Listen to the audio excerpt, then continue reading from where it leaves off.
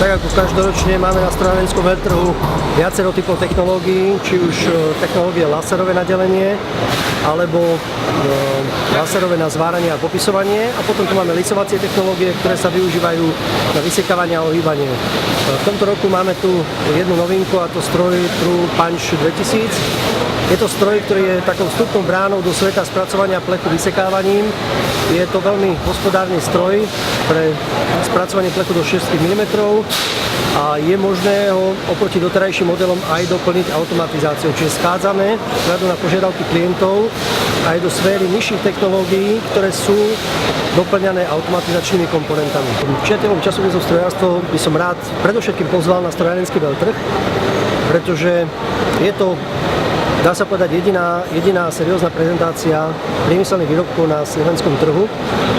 A aj ich podporou, aj tou ich účasťou na tomto veľtrhu podporujeme tento veľtrh tým, aby naďalej svoju vážnosť a aj svoje miesto na tomto trhu mal. Strojárenské podniky sa rozvíjajú svoje produkty, zdokonalujú svoje produkty a nemajú sa čo obávať.